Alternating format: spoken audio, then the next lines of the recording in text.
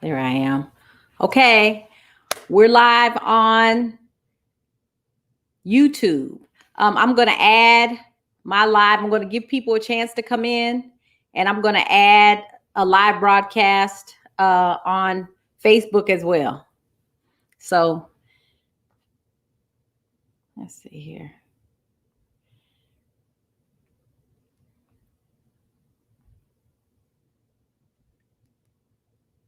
Let me go to my page. Let's see if people are coming in. It might start a little late. Let's see here. Pages.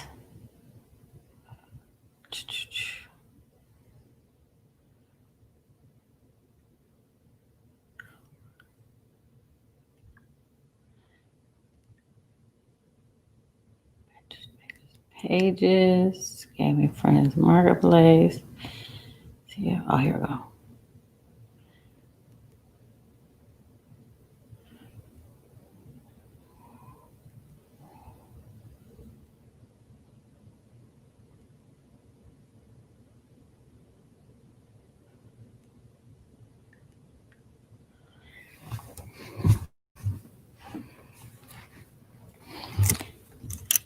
Hey, Black Playbook followers. It's Dr. Maisha Akbar. I'm going live on both YouTube and Facebook for tonight's broadcast and review of both my own publication. Hey, Facebook. I'm going live on both YouTube and Facebook to review my book, Preaching the Blues, as well as Netflix's movie, the Netflix movie, Ma Rainey's Black Bottom. So come on in. I'm letting people load in. So welcome to you all. It's a pleasure to meet you. I have two cameras going on. So I'm going to try to go back and forth between both, but it's great to have you. Like I say, I'm going to let people come on in, and then we'll get started. But I hope you all got a chance to watch the Netflix movie. And please feel free to interact with me either on YouTube Live or on Facebook Live so that I can, respond to you. So this can be kind of a live action thing going on. So let me know, did you see the movie? And let's talk about it. I want to, welcome people in, like I say. Oh, and we may have to start a little late because I think people will still be coming in late because of time differences. So like I say, hello to everyone out there. And I'm Maisha Akbar. I am the author of Preaching the Blues, Black Feminist Performance and Lynching Plays, which was published by Routledge in 2019.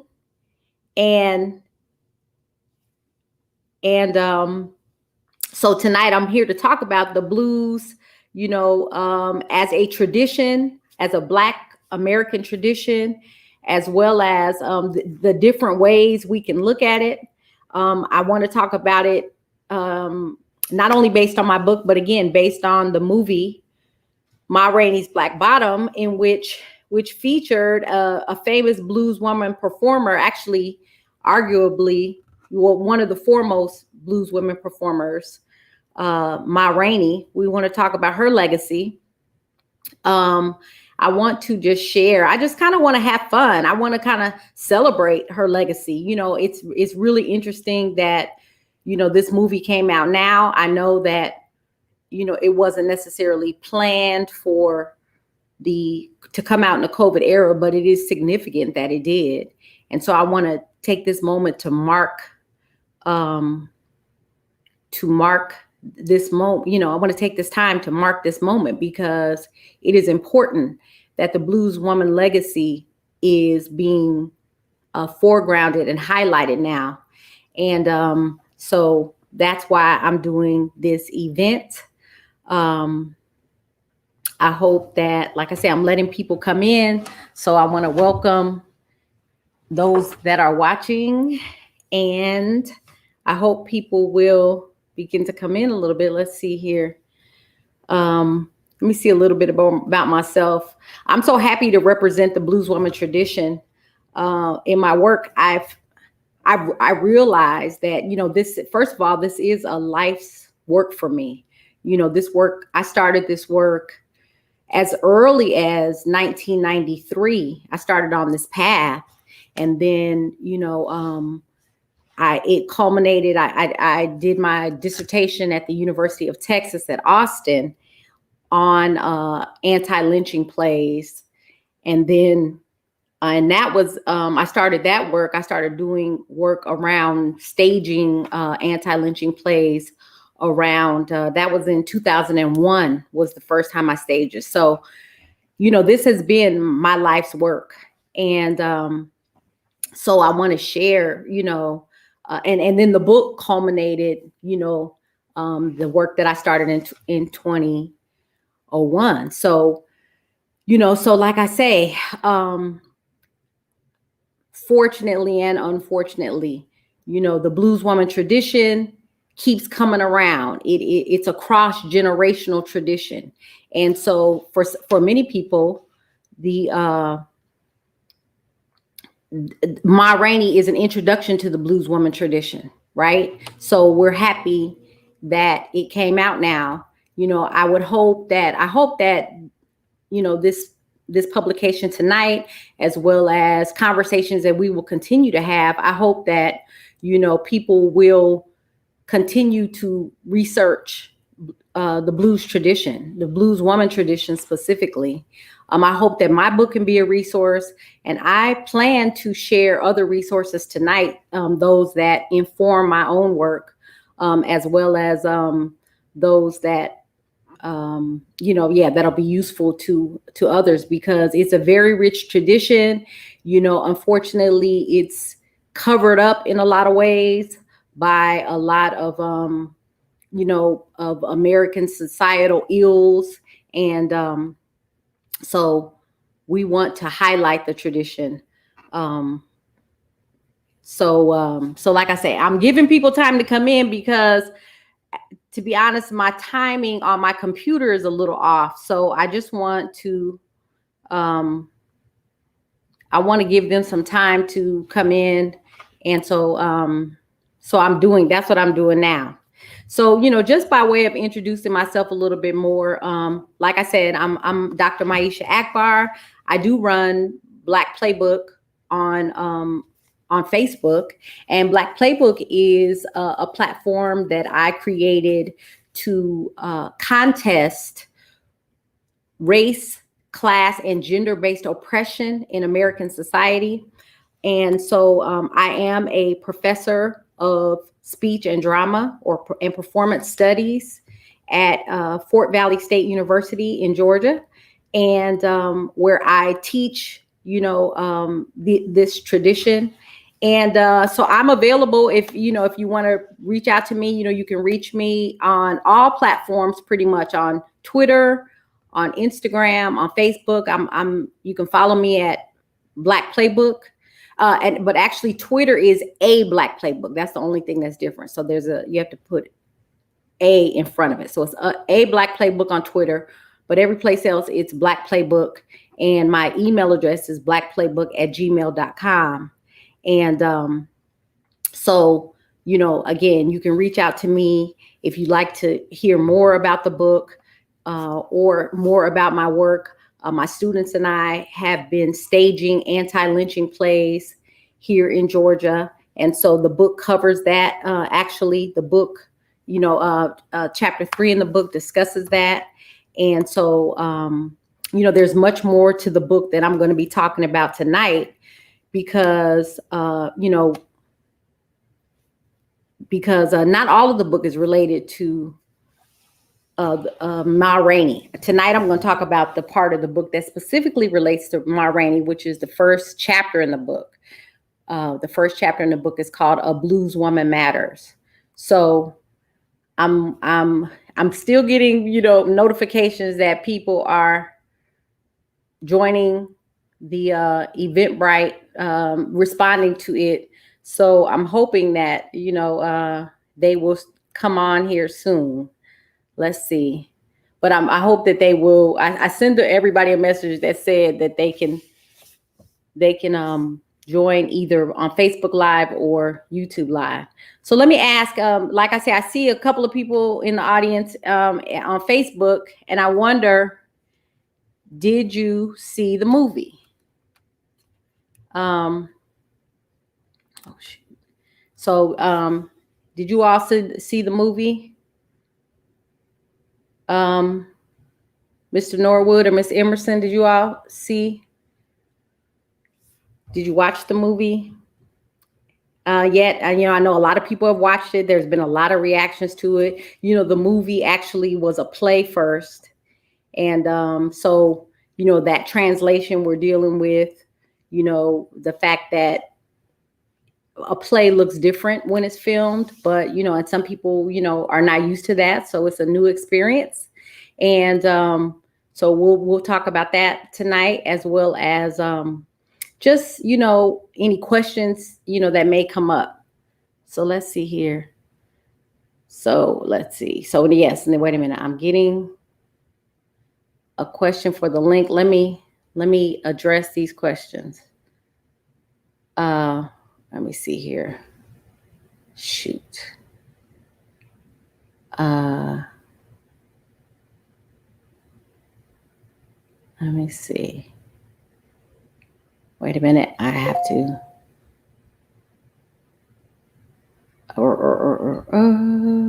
Let me see here.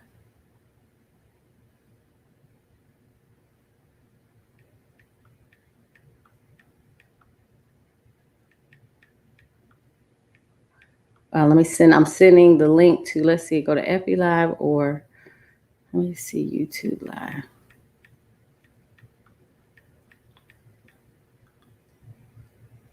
Okay. So let's see. I hope that helps.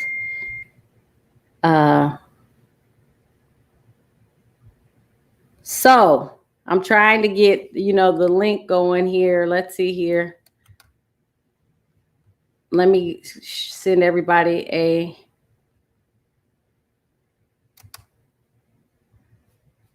Facebook Live or FB Live. Let me see. My YouTube.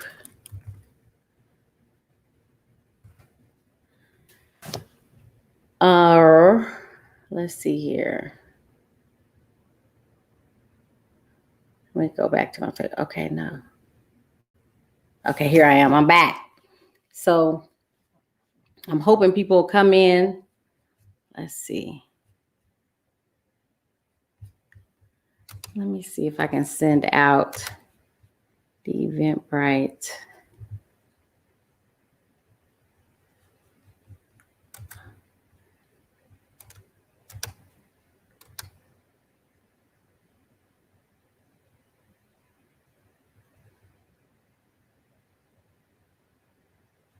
Let me see where.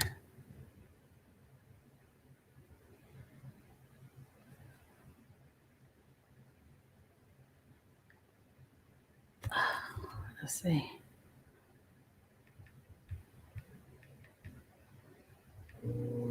Okay.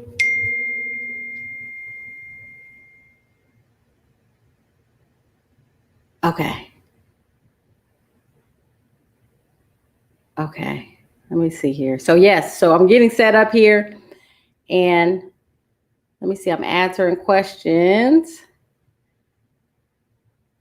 Let me see. Wait a minute. Ganya's room.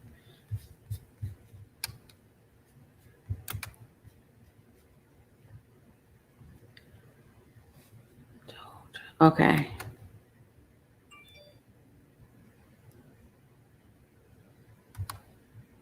Oh, let's see here. Let me hang this up. Okay. This is not working well. This is not working. So let's see here. Let me go on to YouTube. Let's see.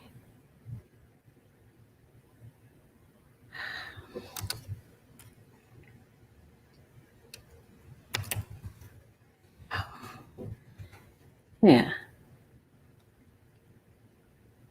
Okay, I'm live on YouTube. Okay.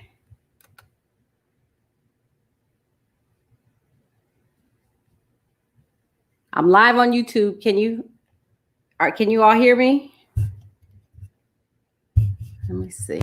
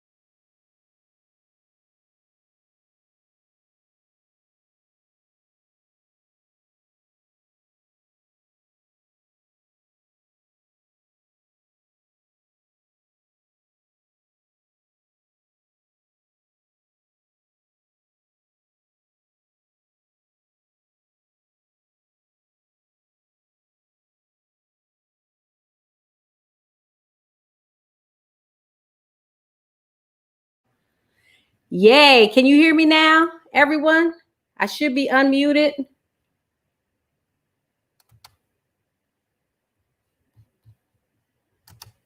Okay. Can you hear me now? I think stream.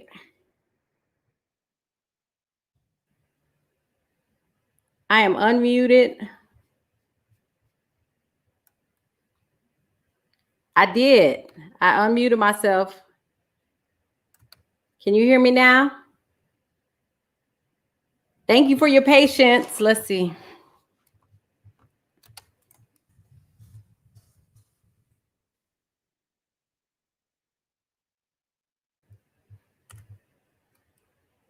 Okay, let's see here. Let's see here.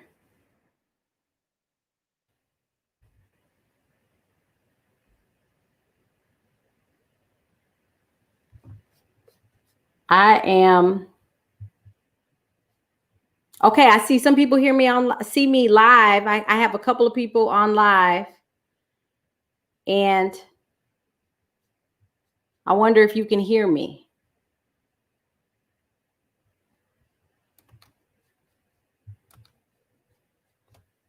Let me see. I'm getting some messages. Let me see if I can.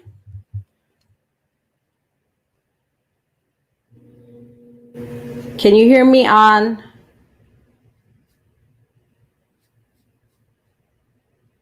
Let's see. I'm unmuted. Yes, I should be unmuted.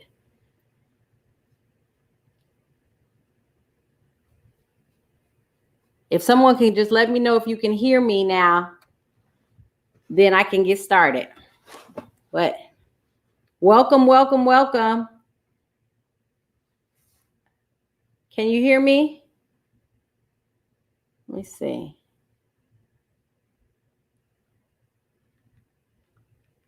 Let me see. I'm asking people, can they hear me?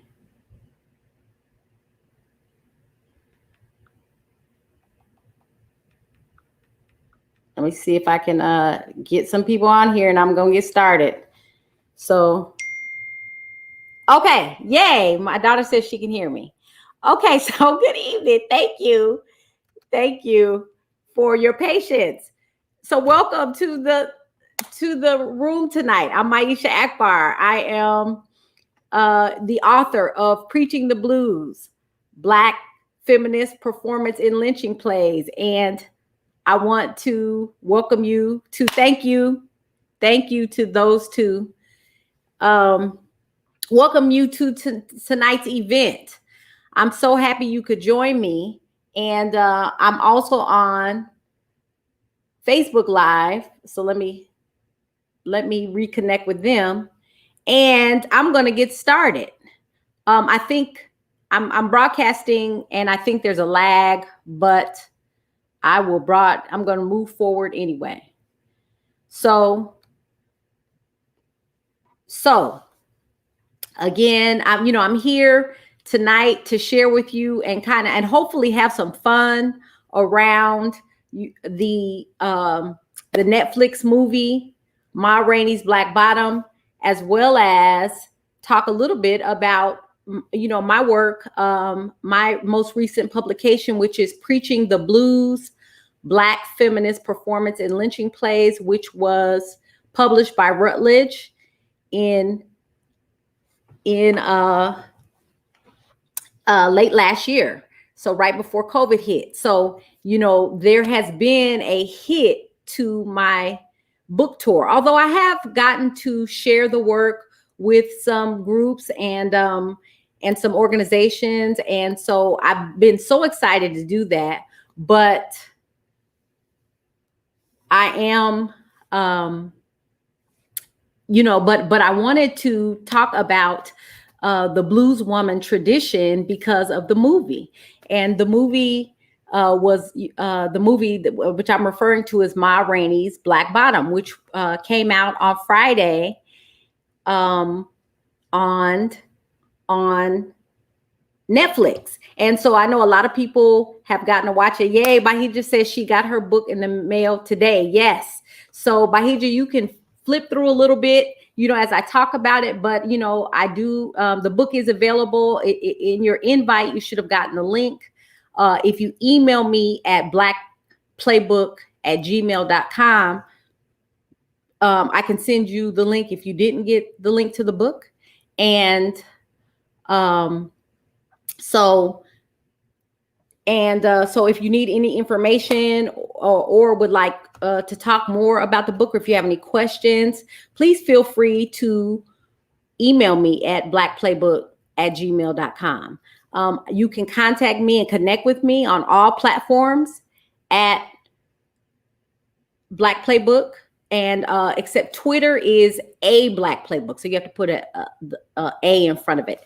So but I want to know, did you all get a chance to watch the movie? I know a lot of people have reacted to the movie. I'm looking at my phone because I'm doing Facebook Live on here.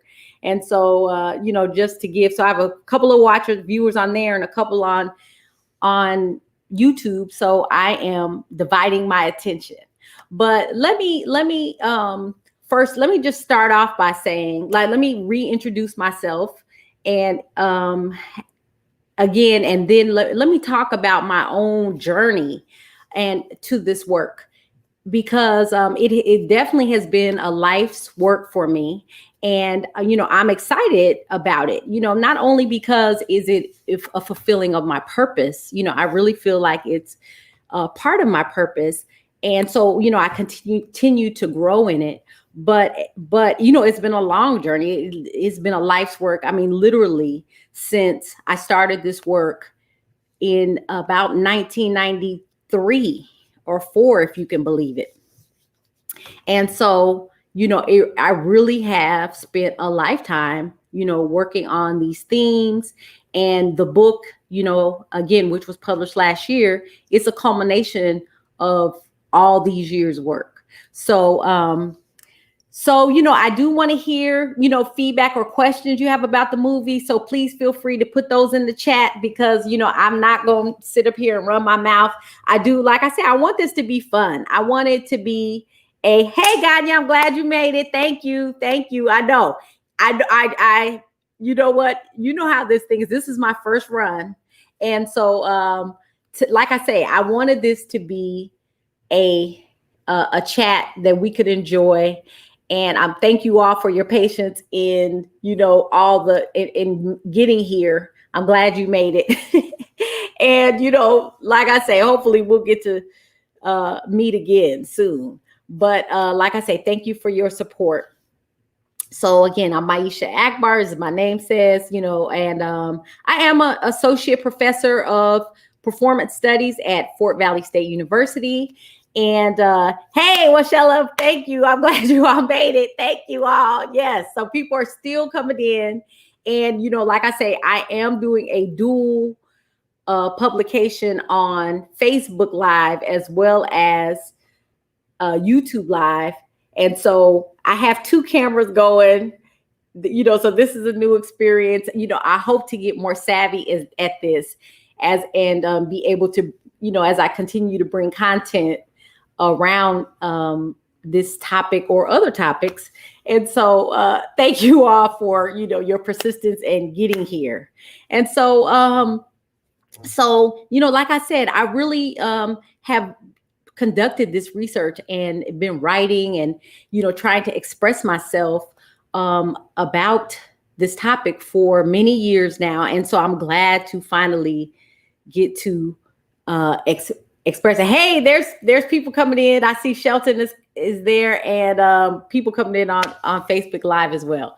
And so Ma Rainey, so let's talk about Ma Rainey's Black Bottom, because this was a movie event and it was significant because of this, it was presented during this COVID era. And so I want to talk about the movie. I want to, base the conversation around the movie. And then, and I hope that my work, the book, Preaching the Blues, which, you can find the link for in your emails. But I hope that my work helps to, I hope that it helps to serve as a reference for you. I hope that you all will use the play, and I hope to tonight to share this work, that the play is a sign.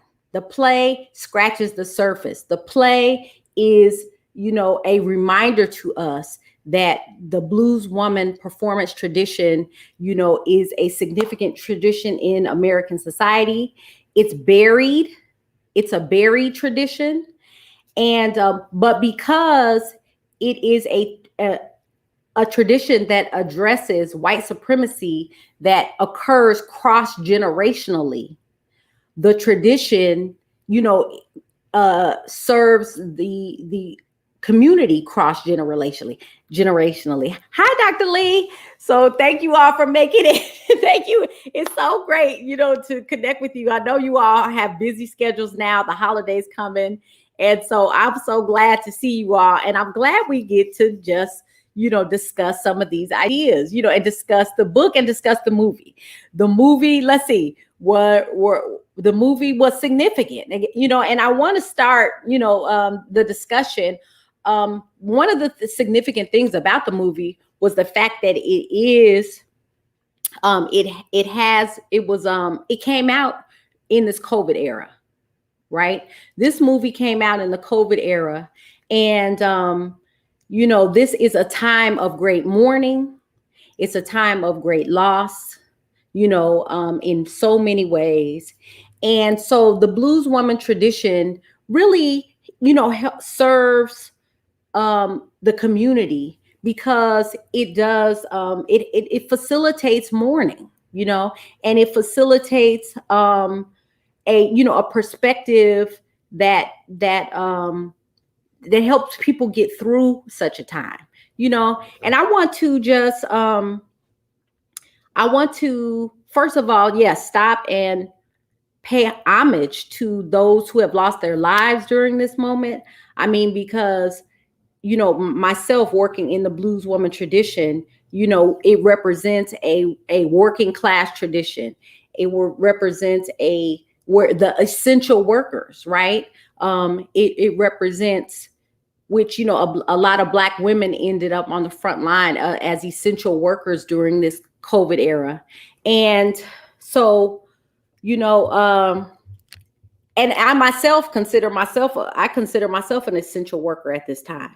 So, you know, although there's a lot going on and that prohibits us from talking about the deaths that are occurring, there's a lot that goes on that to discourage, you know, us from really knowing, you know, how many people are really impacted by this COVID era.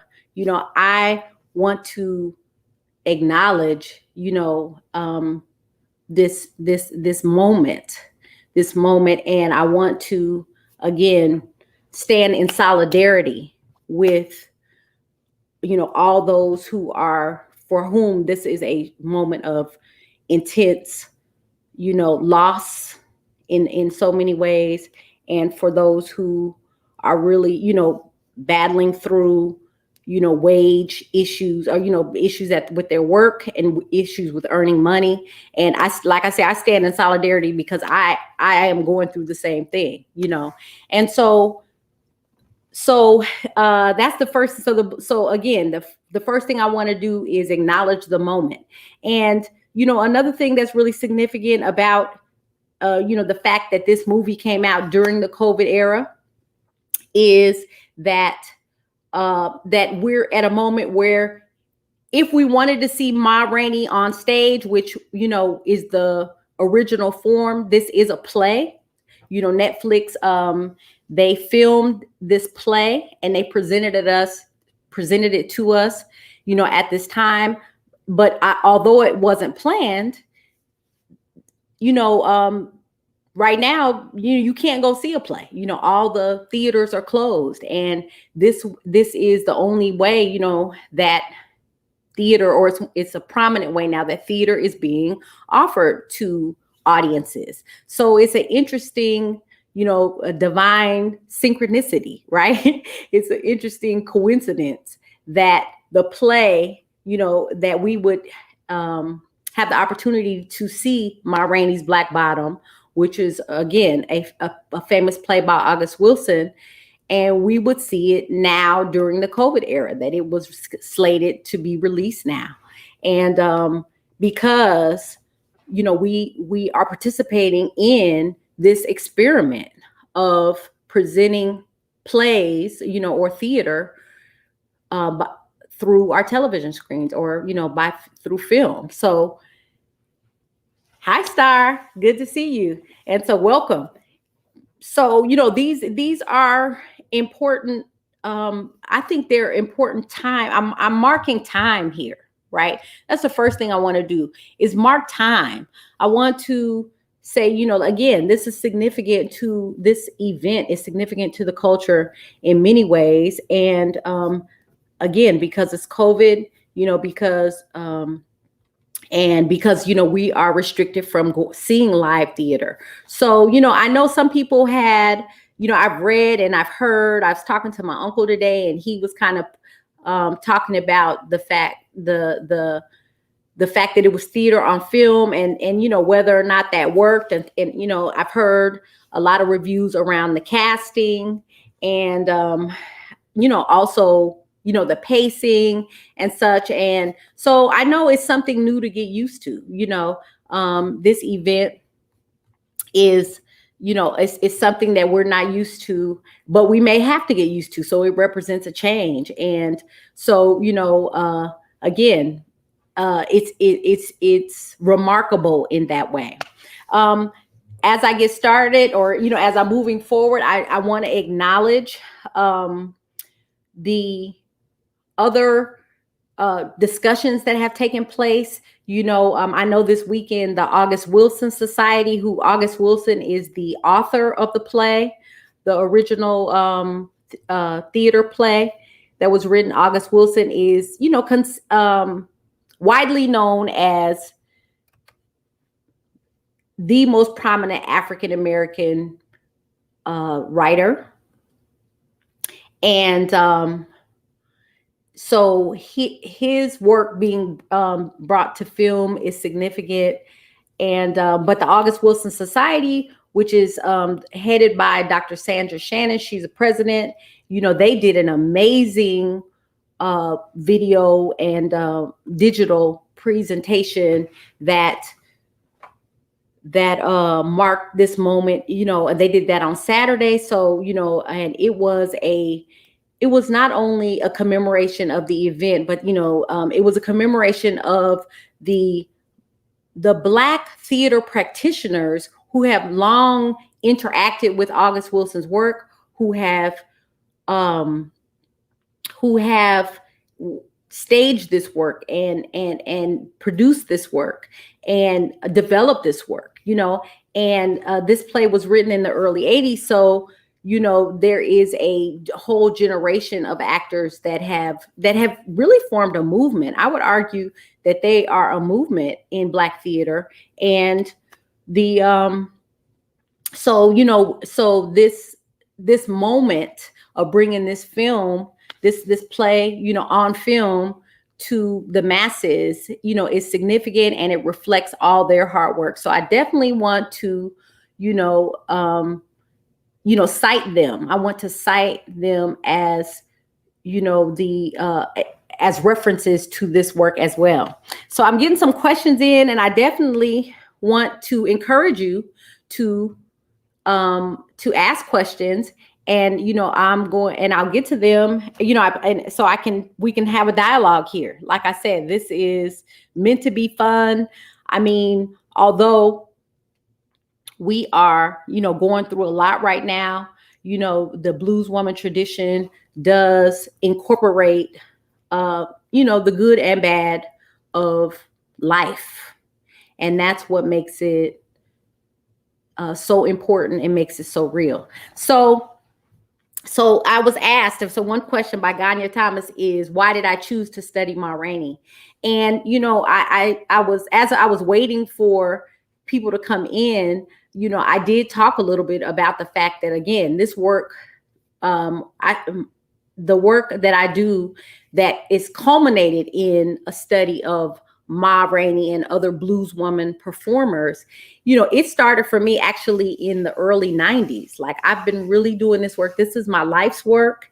And so I've been studying this and for a long time. And to be honest, Ganya, I just began to understand my work on anti-lynching activism and plays. I just began to understand it as a Blueswoman tradition just when I was working on my dissertation. It was actually one of the last things that I wrote in my dissertation, and then I continued to develop it. So I didn't really choose Ma Rainey per se. Actually, the book Preaching the Blues is written. The title is from a Bessie Smith song. Bessie Smith was also a famous Blueswoman artist, and she was a protege of Ma Rainey. But like they alluded to in the movie, they often sung the same songs, right? So there was a lot of overlap between the Blueswomen artists and the Bluesmen artists too. So, if I'm not mistaken, Preaching the Blues is also recorded by a male artist. I can't cite the male, but so a lot of these songs were recorded and re-recorded by different artists. And so I named the book after this song that was written, that was recorded by Bessie Smith. An interesting caveat about the work that I've done, Ganya, though, here in Georgia, is that my students and I, we actually staged one of an anti-lynching play at the Douglas Theater in Macon, Georgia, where Ma Rainey performed and where Bessie Smith performed as well. So let me talk about anti-lynching plays, right? And how they're tied to the Blueswoman tradition. My scar keeps falling down, but anyway, okay, I'm gonna ignore it. Let me see if I can put it up. Okay, there we go. So I came to study the Blueswoman tradition through studying a genre of plays, American plays that are little known. Not very many people know about anti-lynching plays, right? And so anti-lynching plays, I came to study this during my my doctoral studies, and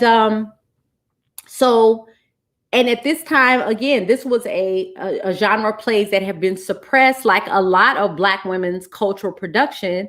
This genre of plays has been suppressed. This genre of plays have been hidden, and so so I started doing this work and uncovering, what the plays. First of all, identifying the plays, and trying to figure out what they were, and and I want to, I should highlight my work. Is still, there's still not very many books written about this genre of plays, but my work is preceded by the work of Kathy A. Perkins and Judith Stevens, who they published an anthology of anti-lynching plays called Strange Fruit. And so Strange Fruit, and both of these scholars are my mentors. They are amazing mentors to me. I'm so happy to contribute to their body of work, and and have their blessing. I mean, really, these are just the most generous women, and so they, they're not on here. I guess it might have been too hard for them to get on here, but both of them are, again, they serve as my mentors, and both have published widely on this genre of anti-lynching plays. And so, my work, it kind of documents, one thing that my work does is document my own path, my own journey to understand this work. And so, again, so tonight I want to share, a little bit about my journey as well. So that's definitely integrated into this presentation. And so, so Kathy Perkins and Judith Stevens, though they are prominent scholars, most prominent scholars in the field. And so, like I say, I also want to acknowledge their work because they forged the path for my own work. And I was able to reference their work in developing my own. And so, so when I wrote Preaching the Blues, okay, so good. So Ganya asked me the Blueswoman tradition, so what it means. Okay, so, and then so in studying the anti-lynching plays, what I discovered is that, that blues woman music, as well as these plays, as well as anti-lynching activism, they were all going on at the same time. And although, the way that scholarship is written to this point, it has actually separated. It's kind of studied these different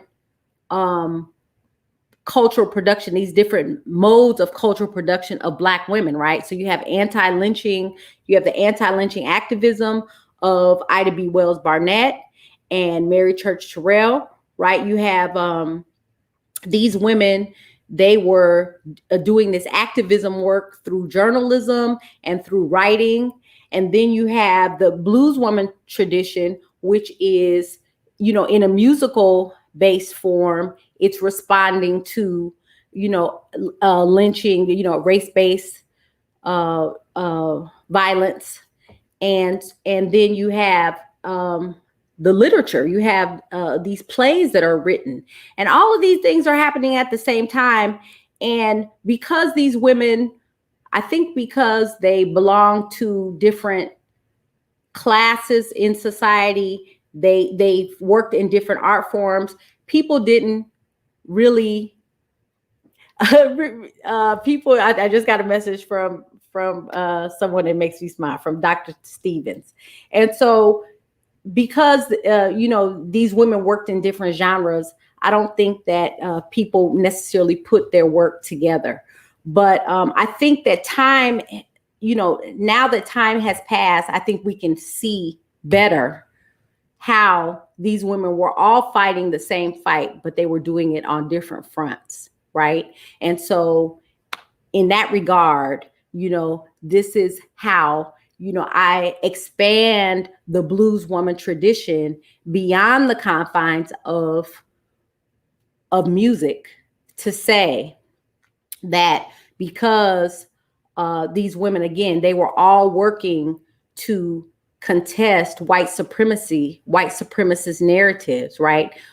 They were all working in different ways to challenge white supremacist norms, which were becoming institutionalized at that time through not only through lynching, but through Jim Crow performance, Jim Crow segregation, as well as the way that Black people's image was being misrepresented, right? So you have all these things going on at these times, and these artists and intellectuals and scholars and community leaders, they were all responding to these issues at the same time. So, so that's the way that I use the Blueswoman tradition. I expanded the meaning of it. I expanded the work that was being done beyond just the music.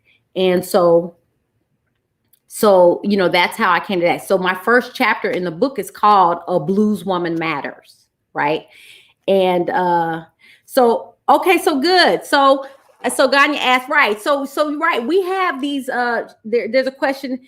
She says, I thought blues singers mainly sang about no good men. Can you give me an example of a blueswoman song that was about anti-lynching? So, well, the most famous song, Ganya, about anti-lynching is Strange Fruit by Billie Holiday, right?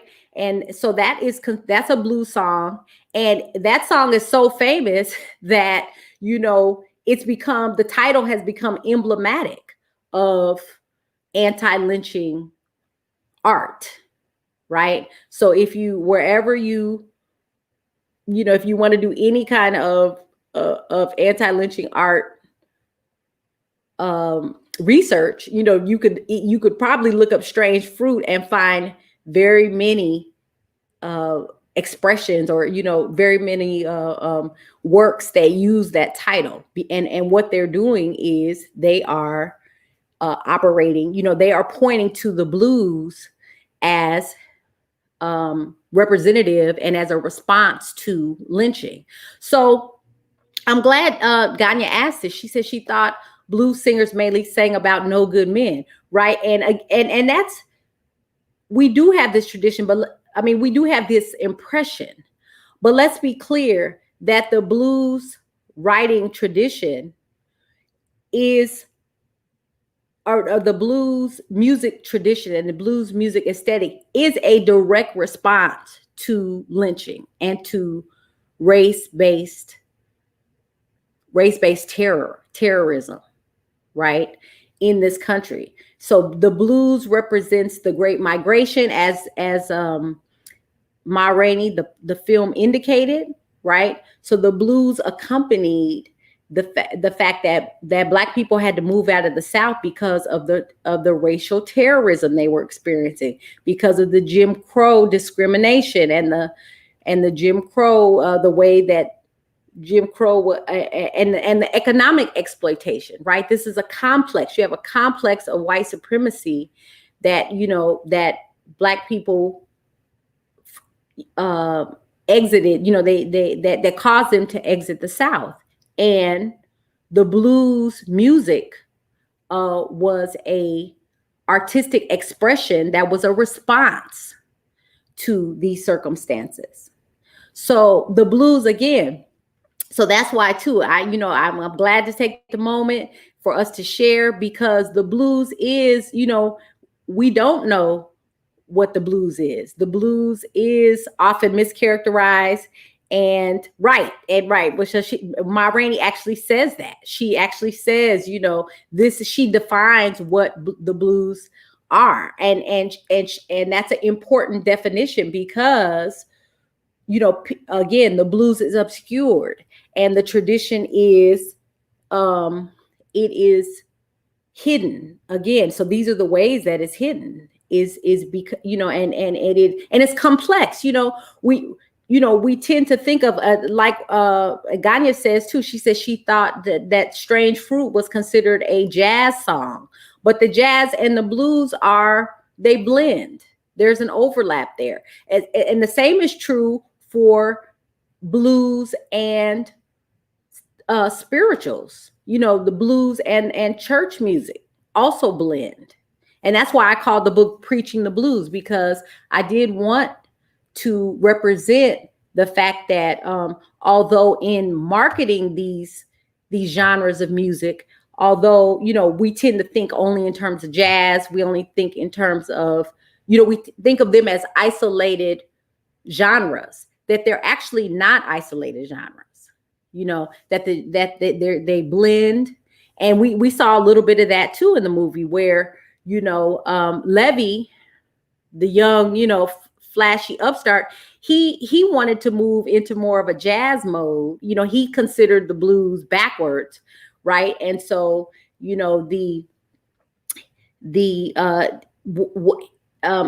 heard her name is, it's August Wilson's niece. She goes by Dr. Goddess. Her name is Kimberly, I can't remember her, Ellis, if I'm not mistaken. And so she talks about how, that when her uncle wrote the play, that Levy actually was supposed to represent jazz, and Ma Rainey represented the blues. And so Levy wanted to move forward because he thought jazz was more commercial and it would sell better. He thought of the blues as backwards because it was from the South, and he associated, jazz with the North and, progressive, what was supposed to be progressive at that time.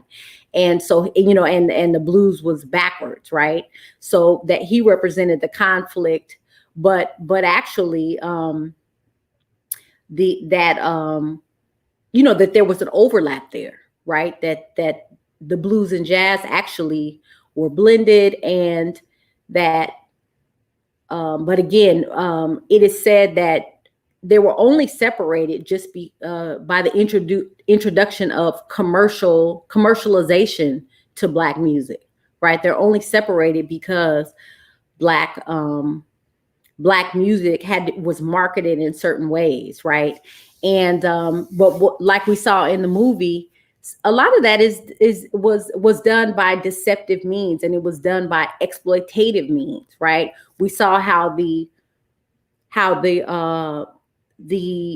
record makers, the guys who were making the records, they actually, they told Ma Rainey one thing and they told Levy something else, right? And then they stole the music from Levy and went and re-recorded it, or they paid him so little and went and re-recorded it, using a white band and white performers, right? So, a lot of the reason why we don't understand our music, and we don't understand, the progression or even just how to define our music, how to see it, is because of this exploitation that went on.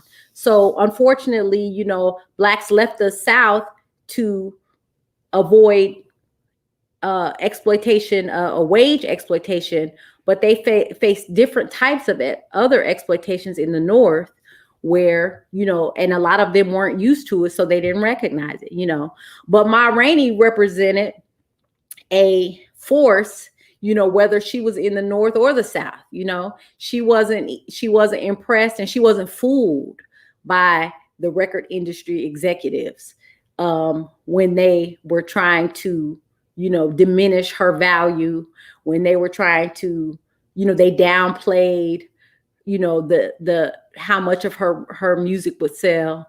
And she didn't fall into this rhetoric that the North, that jazz was better than the blues necessarily. She was secure within her own identity and with her own performance, and so the blueswoman tradition is also emblematic in that way. It's emblematic, of her knowing her own worth, her knowing, that she was established, that she was secure in her way of doing things, right? And so, okay, so great. So we're getting questions. So let's see. Washella says, I thought the ending was a very interesting choice that Wolf made. And so I need you, can you explain a little bit more, Washella? What do you mean by that in terms of Wolf? I'm trying to, are you referring to, I wonder if you're referring to the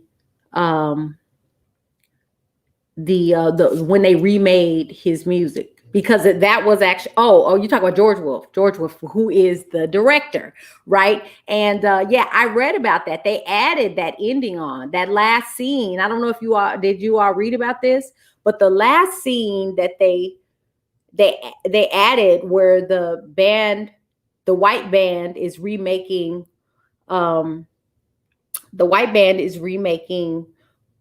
Levy's music, right? Right, exactly. Okay, so right, I got you. So right. So August Wilson ended it with just the death, right? But they added this scene on about the exploitation that, that happened. So even though Levy was told that his music wasn't good enough, and that, that the record executive was doing, he made it seem like he was doing Levy a favor by purchasing the music for $5. But really what he went on to do is he went on to record the music himself, right? And then earn the residuals from doing so. And so, we see that practice today, that, this is where, we can note the cross-generational exploitation that occurs within the music industry, right? It still happens today. We hear this over and over again. We see this on the unsung TV shows where where these artists have been exploited. They have recorded this music, they've written this music, they produce this music, and they don't necessarily receive the benefits, the material benefits from the music that they're due. And we see this early, it's indicated in this play. And so, yes. So I see you, Washella. So, that's what was really wonderful about the play. And I wonder if this new, again, this is not something that we've talked about too much in this generation.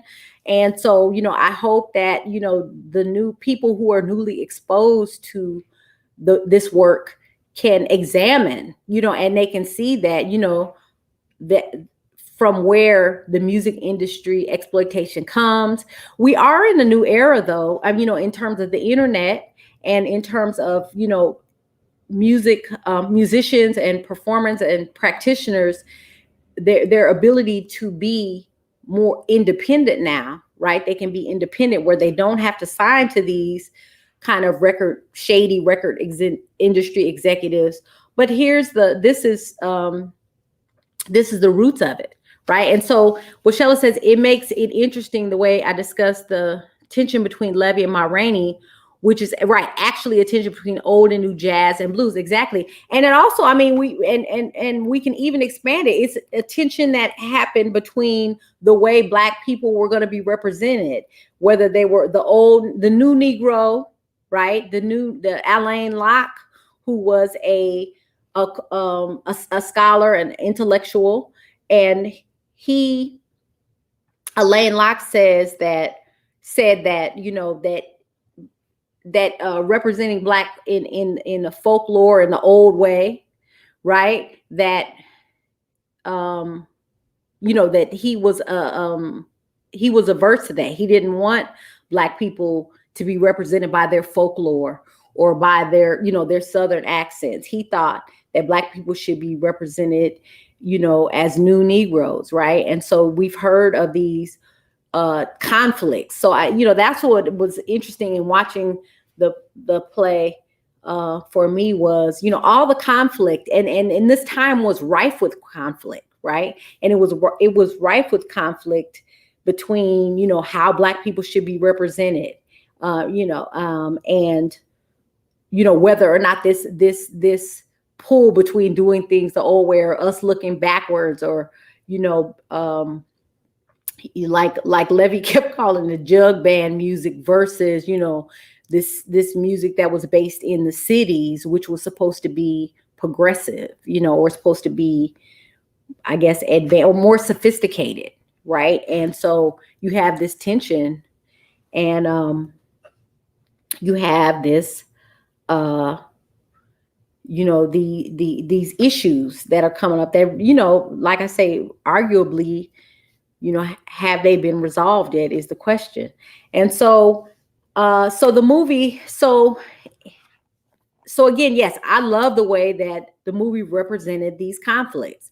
It represented the tremendous change, during this time. This time was a time of tremendous change, and unfortunately, in some ways, the Black community had the rug pulled out from under them, because we were continually being exploited, because we have been robbed of our stories, our folklore, the things that make a people, the things that foment a community and that make a community, bond.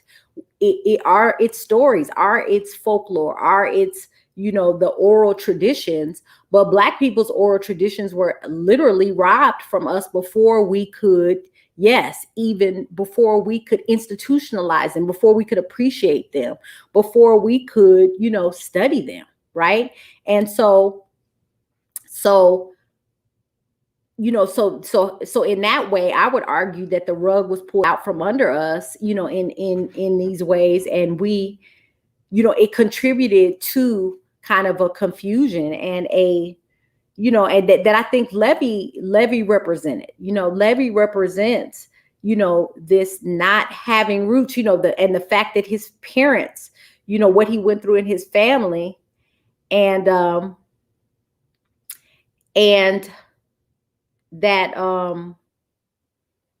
that he was confused. He was confused, and in being confused, he fell prey to, what we would call evil. What the in the play they would, say it was evil, and it was, but again, he was a confused person because of the racial violence that he had experienced himself, the racial and gender-based violence that he had experienced, right? And which led to, a lack of education and a lack of emotional intelligence, I would say, too. He was unable to grow up. He was unable to accept the lessons that the band was trying to share with him, and all this is a result of, white supremacist terrorism. And so another good question, is Zora Neale Hurston considered an extension of the Blueswoman tradition? Yes. You know what, Zora Neale Hurston is significant because she, definitely documented the folklore. She advocated for Black people just being accepted for who we were, and she understood that even though Black people came from, slavery, that we did have a oral tradition, that we did that, and that our oral traditions was just as good as anyone else. And she understood the importance of documenting that tradition and using that tradition as a basis for literature and as a basis for art, for her art. And again, she was in competition with, again, other Black intellectuals and artists who did not necessarily believe the same thing she did, but as well as, again, this exploitation of Black art and this exploitation of Black cultural tradition. So, so one thing that, and I'm no August Wilson scholar by any means, like, there are, again, there's a whole society, there's an August Wilson society. And, from what I understand, Denzel Washington plans to, he plans to film all of August Wilson's body of work, which he calls the century cycle, right? Which is a very important designation. So Denzel Washington plans to film, August Wilson's body of work. But one thing that August Wilson does, though, foreground in his work that I think, goes along with Zora, is that August Wilson, he advocates for the blues. He believed in the blues as a Black oral tradition in American society. He believed that the blues was a repository of Black folklore. And so that's why he integrated it into his work, and he documented it. So, this is another way that he held up the blues tradition, right? And so in his plays. And so it's an important, that's important work that he did, just like Zora Neale Hurston did. She documented the work, as well as the anti-lynching plays. They document important early ways of thinking, ways of talking, ways of being of Black people, right? And they documented them in an authentic way, not in an exploitative way, and not in a way that misrepresented Black people. So again, this is where all these traditions, they convert, they converge, they overlap, and we, have to understand it's complex. It's complex because we were responding, or, these artists and these intellectuals were responding to white supremacy, which is complex. It's made up of a complex of practices, right? And so, so as such, the response, this art is a complex response. And so August Wilson's play, I think, again, it gives us an opportunity to observe and to study the complexity. That's the advantage. That's an advantage of theater. Theater is a heightened form of communication. And so, it puts on stage, it's a meta communication. That's what I call it.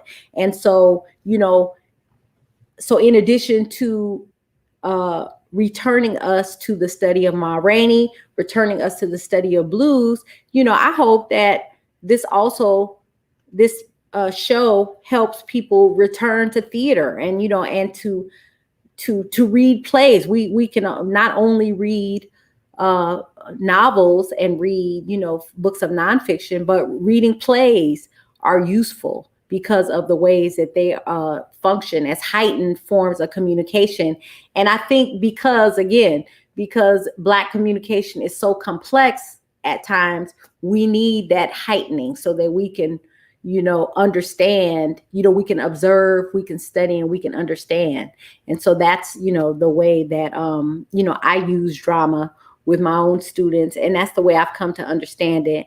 And, and again, that's the way that I'd hope that it can be useful and to all of us. Right. And so this is the way that it can serve the community. So that's why I think too, this another significance of this play, being shown now. And so again, I'm going to, reset. I've been talking, but thank you all for your questions, and please keep them coming, or your interaction. And I'd love to hear, more reactions to the movie, right. It's always right. And oh, good point, Ganya. Let me get back to that, is that, so here we are in American society, dealing with all these, competing issues. Unfortunately, well, and it's interesting. This is where, I just kind of want to talk about again this moment where it's so interesting that we are in this moment right now where we've had to be shut down, right? Where everything's shut down. And, to this point, we have kind of been, until COVID, I'm still messing with this scar. Until COVID, we have, we were really in a rush, and this moment has caused us to slow down, right? It's caused everyone to, not be talking at each other so much. There is, there is an opportunity for us to listen to each other now and again, and to watch this kind of play. My uncle, I was talking to him earlier, and he said he thought that the movie was slow. He was like, it was kind of slow, and and some people don't even understand too. They think it's a biopic. They don't know that it's a play that's been made into a film. So that translation is, they're just not used to it, right? So this is, in that way, it's kind of something new. And so but it's interesting that we're in this moment where, we are encountering something new, and we are able to take this moment, and we are able to actually listen. So I see there's a couple of questions that have come up. So let's see. Black communication is always subjected to the white gaze as well. Yes, Ganya, exactly, which further complicates what we're doing, right? And I think that was kind of addressed in the movie, and let me know what you think. I think that Levy was dealing with the white gaze, right? Levy thought he could outsmart the white gaze. He didn't understand. And then that goes to the next question, which is about coding, right? Where I think that the band members represented, they understood Black coding, right? They understood the blues as a Black coding, with hidden messages for Black people. And, whereas Levy didn't understand the different subtle and the complexities, right? Remember when he kept arguing with Toledo, and, Toledo's talking about philosophy, and, and talking about, metaphysics, and, Levy just could never, really deal with those nuanced conversations. And he didn't understand the metaphors. And remember, he would listen too hard to certain things, and he would, he just wasn't a good student. He wasn't well socialized within this world, and especially within the world of blues tradition, right? The heightened conversation that blues represents, right? This is what Levy just could not, he just couldn't manage all these different, the meanings. And then he was really confused by what had happened, the violence that he had suffered. And I mean, and I don't know about you all, but I had a lot of compassion for Levy, though. And it's interesting, the play again was written in the 80s, when, we didn't think about, when we're dealing with a lot of violence. Like they say now, Black on Black violence. I'm saying that in a blues coded way. I'm not saying that in the conservative sense, right? But when we're dealing about intra-community violence, that's what I want to talk about. And you see that, but that I got a little bit distracted. But Levy is dealing with, like I said, he's not able to understand how the blues tradition functions as heightened communication, and as a certain codes by which he can grow up, by which he can mature, by which he can even mourn his parents, by which he can better understand the world. He's unable to understand that, and that is ultimately his demise, right? He's unable to, so with regard to that, he's unable to realize himself as a human being, you know. And again, I think he thought that he was negotiating it, but he ended up in a trap, you know. Unfortunately, he ended up trapped. And so let's see. Dr. Simmons says, you see a level of white supremacy even by Irvin and Studevant in the movie. Yes. And, you know, and that's the trap. You know, I mean, I would argue that the trap of white supremacy, right, in terms of the exploitation, in terms of the, you know, and the fact that, you know, and I think it's best contrasted by Ma Rainey. My uncle said that. He said not only was Ma Rainey the mother of the blues, but she was the king of the situation. She was the queen and the king, right? Which is an important, you know, interrogation, and it's important challenge to white supremacist gender norms, right? She didn't act like, you know, what a stereotypical, you know, woman would act like. She was not afraid to assert herself. She was not afraid to advocate for herself. She, you know, she knew her value. She knew that there was far more money being made off her, even though that, you know, again, they kept trying to devalue her contribution, and she would never let that happen. And so she contested the white supremacy. Not only one thing, they kept trying to pit her against her band members because they were men, right? And she, you know, she questioned every, you know, aggression that they put at her. She never let anything pass, and she even responded, you know, by, you know, making sure that she was taken care of, you know.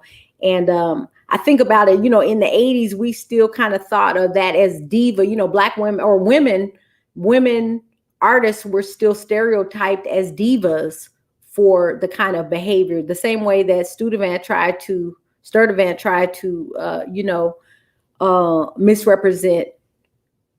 misrepresent Ma Rainey as a diva.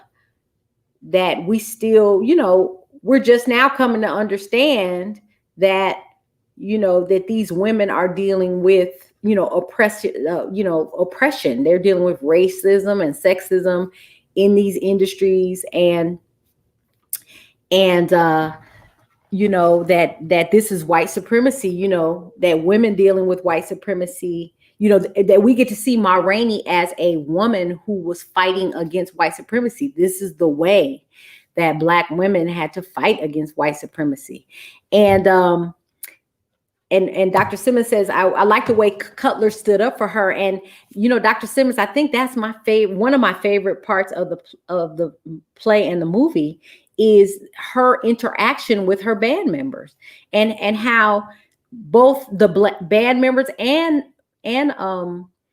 Ma Rainey, they both performed in non-traditional ways, right? They both performed, you know, in ways, you know, and not the ways that we typically think of as men and women, right? Which are white supremacist definitions. But the way that Cutler supported her, and Cutler agreed with her, and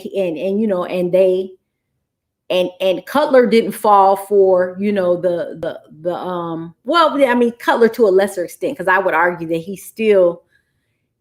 Cutler thought Levy was harmless. That was the big deal. Cutler thought that Levy was harmless, where Ma Rainey told him that he wasn't. So in that respect, I think Cutler, he missed the mark on that. But by and large, he supported Ma Rainey. He supported the art that she was doing, and he, you know, he was critical of, you know, all of these attempts to distract him as well. And so I did really enjoy seeing Black men and women, you know, interact in non-traditional ways in this movie. I mean, that was, you know, that was remarkable and revolutionary. And I think that, you know, I hope that people can refer to their interaction, you know, and as a new way that Black men and women might interact, right? because, you know, unfortunately, we still suffer from being not, you know, from you being conflicted about uh, our roles, you know, and our social interaction suffers because of the conflict. So, you know, I really love the way that this play represents the interaction between Black men and women, and I think it can stand as a model for, you know, coming up with a new way of interacting, right? And so right, that Cutler was not threatened by the fact that this was Ma Rainey's band, and she was going to, you know, and she was in charge, and he trusted her, you know, and he followed her leadership, right? Like, and within that, this framework of the blues tradition, within this framework of a performance-based tradition, you know, that he could follow her lead. And within the play, you know, off stage, that wasn't the case. Off stage, you know, Black women were, even the highest intellectuals, even the most talented Black women artists, even the most, you know, they were subject to discrimination from Black men as well, you know.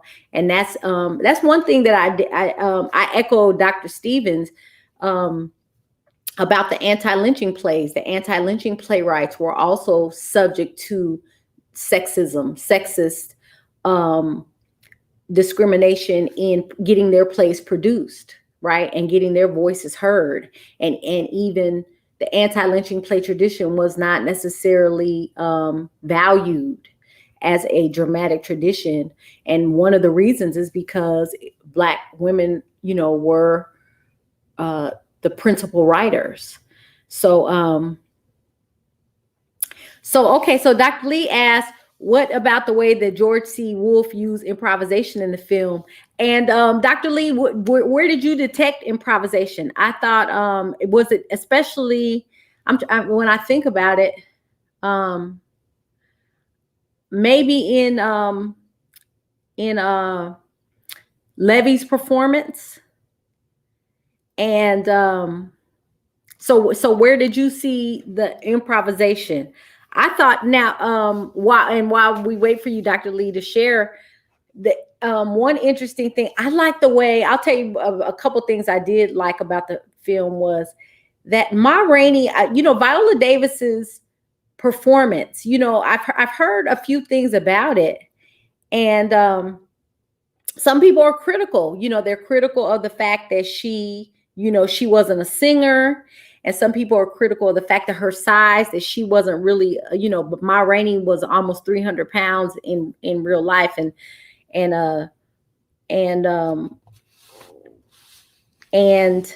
you know, Viola Davis is not a big woman like that. And I think I am a little bit critical of her lip syncing. When it first started, I thought that could have been a little tighter, but I did like the way that she played Ma Rainey in this everyday way, like her tone. And I know that it probably is a difference between how Ma Rainey will be played on stage versus in the film. But, you know, and then let me hear what you all think about that. What did you think about Viola Davis's performance?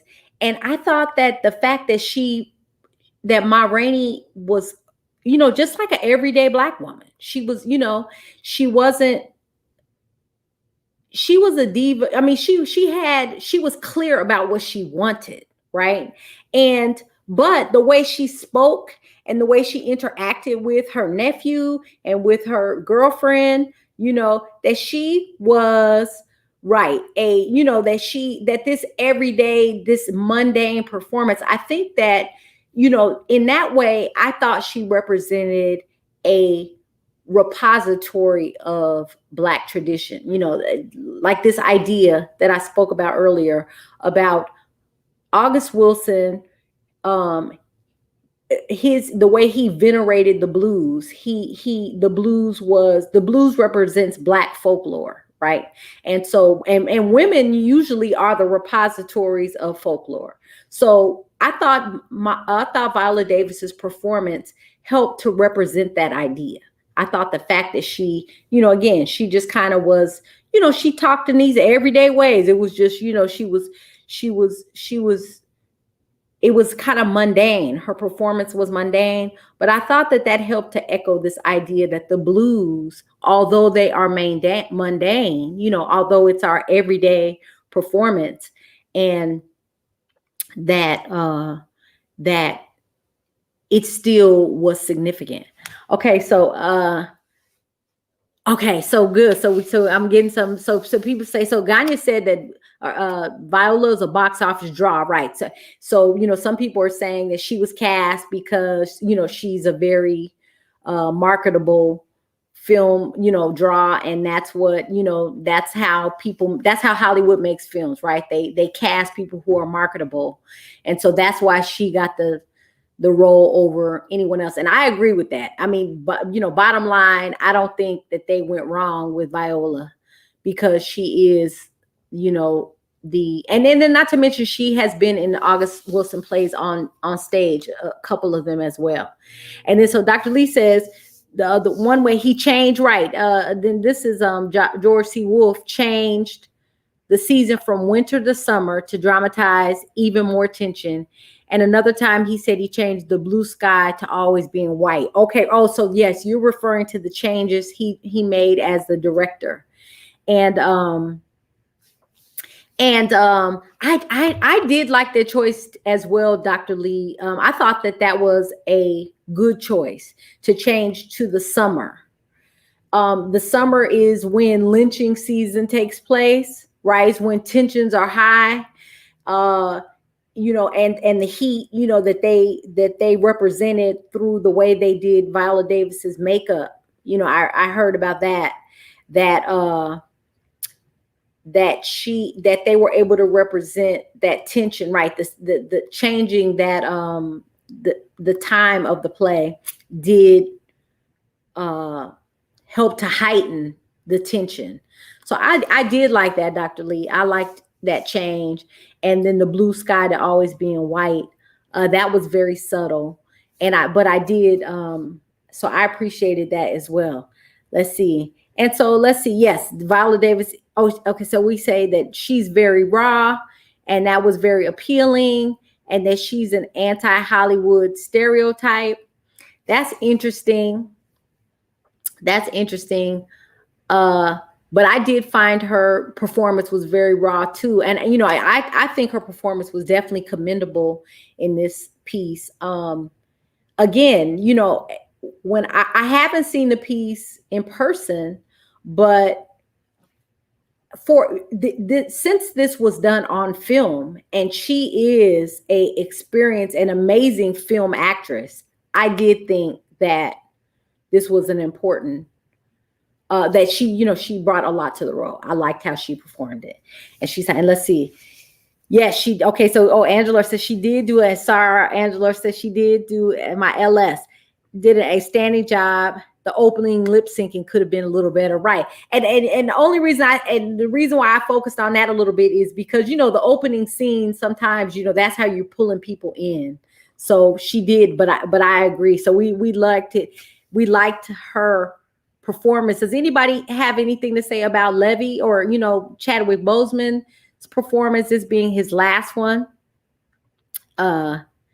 Yes, the short film on Netflix is really good, and it's just so wonderful to see Ma Rainey again, the Blueswoman tradition. I hope so when you all leave this conversation, I hope you can encourage people to to get beyond the surface, to do more than scratch the surface, to that there are other women artists, both in drama, in music, and in intellectuals that need to be unearthed as well. That Ma Rainey is just she's the tip of the iceberg. We need to really go beyond Ma Rainey so that we can really understand the Blueswoman tradition. And even, the Blueswoman tradition continues now, through, I would argue, through Cardi B. A lot of these, rap images that we get, these are direct descendants of blues women tradition, and well, let me bring up this little caveat, because some people had the nerve to critique Cardi B because she has this new song out called WAP. I'll save y'all, you can Google what that stands for. But my thing is well, I mean, here we have a song and a play called Ma Rainey's Black Bottom. I mean, and just to give you a hint, the Black Bottom and the WAP, they're both in the same general vicinity, right? So we've had such songs for over 100 years. And so, or, for, 100 years. And the, so it's unfortunately, I mean, so it's, crazy to me that there's this supposed new outrage about Cardi B song. And when I'm like, wait a minute, we're watching, Ma Rainey's Black Bottom, this is a blues woman tradition, and people obviously aren't making the connection. And so, that's, and they're really missing out, and especially in hip hop, I mean, hip hop, not only do I would argue, are they a direct descendant of the blues woman tradition through the artists, right? Exactly. And then but also through, they sampled a lot of blues women music, I mean, some of the most famous songs, Missy Elliott, and great era, I'm glad to hear it, Missy Elliott and other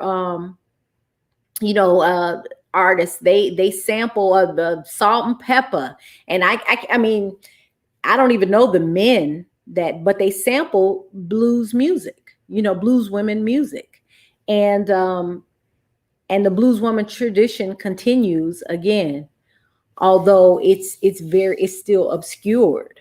But so yeah, why don't you all name some of your favorite blues women songs? Who are anybody listen to the blues? I mean, I know we used to have to sneak and listen to it when we were younger, right? You sneak and listen to it in your parents' basement.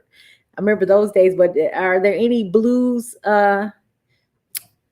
fans of blues music? I know I like Ann Peebles, who sang "I Can't Stand the Rain," and I'm trying to think. I even consider Aretha Franklin, has blues music. I enjoy her music, and then I would argue Mary J. Blige does a neo blues, a rhythm and blues, right? R&B stands for rhythm and blues, and so Mary J. Blige is a rhythm and blues artist that I grew up on, and I like her music still stands the test of time. So what are, anybody else out there, any blues music fans, and have any favorite songs, blues music songs? My colleague, he is a huge Dr. Mark Cunningham. He loves Millie Jackson. I say, if there's ever going to be a Millie Jackson movie come out, I know Mark's going to do it. But well, right, God, yeah, you're right. WAP to the Ma Rainey's Black Bottom, it's the same thing. You know what I mean? I don't understand where all the uproar comes in. So yeah, so any blues music fans out there, you guys? Millie Jackson, right, as a blues artist of sort. Okay, let's see. Okay, so Starlick says you don't consider, okay, so I guess, right, this is where we get some overlap, where Millie Jackson is a blues artist of sort of raw as much as Ma Rainey. Right, Betty Wright, exactly, Betty Wright, we passed right. She was a big part of, and she's a big part of hip hop as well. The hip hop, a lot of the next generation kind of brought her forward, and Betty Wright is Big Mama Thornton, yes, exactly, who sang the original. She sang a hound dog, right? That's what, right. Errol says Big Mama Thornton. So, the blues women are woven throughout, American music tradition. And, unfortunately though, again, like I repeated, they've continually been covered. They've been exploited. And unfortunately the image or in the music, is not as foregrounded as it should be. Yes, Nina Simone. Yes, I love the Nina Simone reference, right? Mississippi Goddamn, that's an anti-lynching song as well. That's and again, we don't understand. So yes, so I love it. So we do have big blues women fans in the audience, and we refer to their music. Yes, Nina Simone. Yes, and Coco Taylor, and who else am I thinking of? I know my friends. Uh, Let me think. I'm trying to think of any other the blues music. So so Christmas time is a good time to listen to blues music. And so with that, so like I said, the movie though, we enjoyed the movie. I hope again the point of the talk and me wanting to share now and hopefully, we'll continue to do so, is though for us to, do more than scratch this, or to do more than just watch this movie and take it for at face value. We want to, revive the blues woman tradition, which I think is very useful again at this time when there's so much grief going on. There's so many of the issues of blues women. There's so much exploitation going on. I would, again, like I started the talk by saying that right now is a time of economic exploitation and wage exploitation. There's a lot of these same issues. They're up. We're dealing with them now. They've come back around, unfortunately.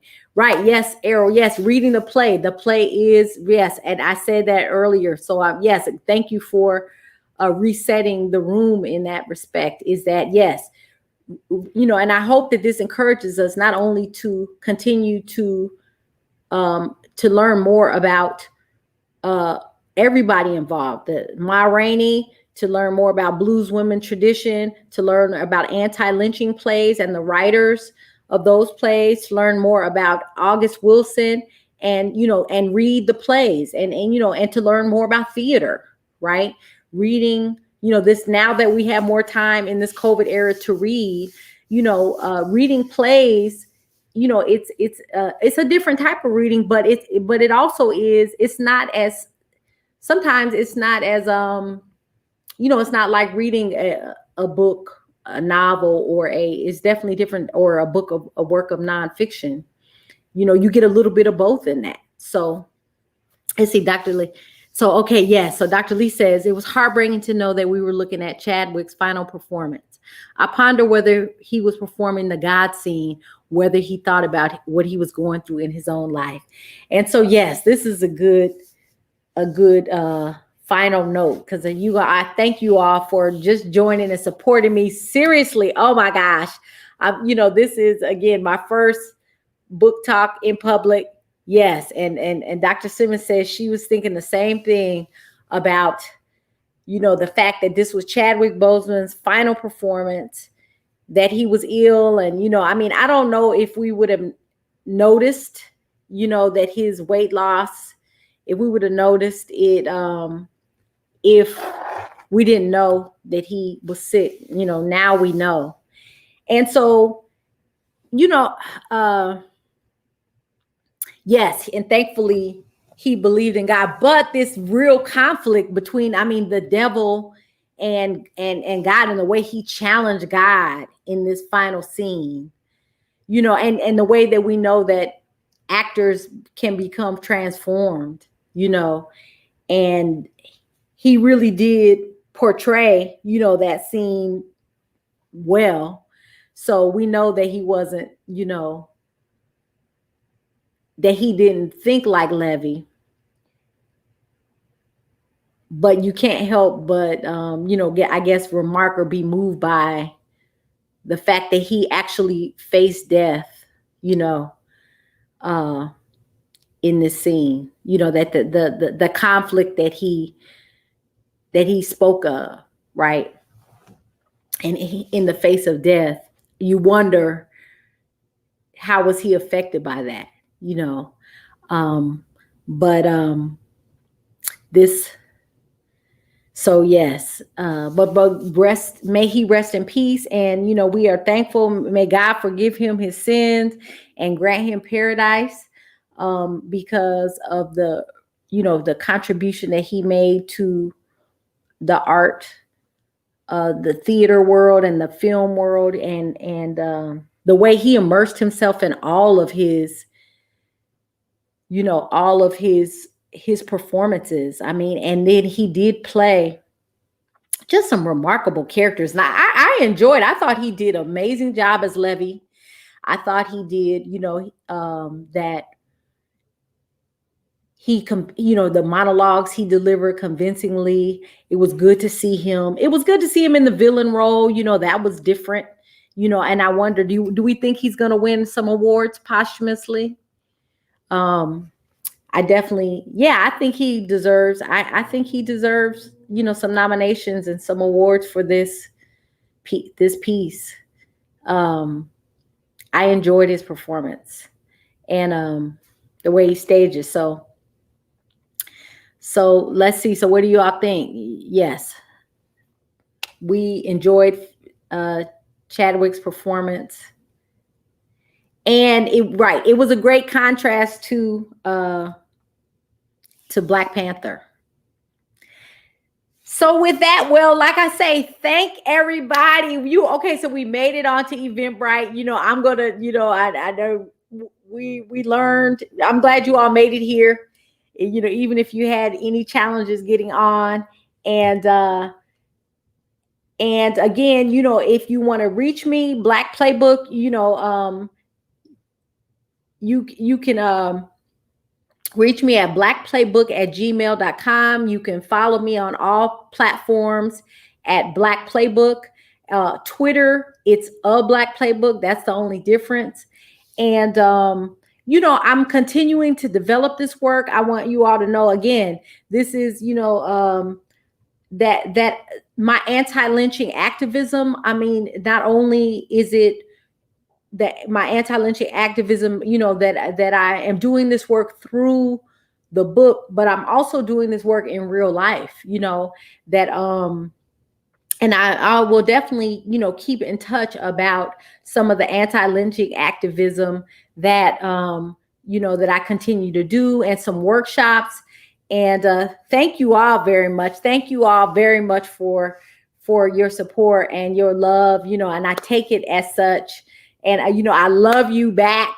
I love you all, and like I say, until we meet again. So let's keep in touch, and let me know, if there's any way I can support you. I'm happy to, I'm partnering, and I'm connecting with other people to continue to talk about this work. Is very important. God bless us all right now, right?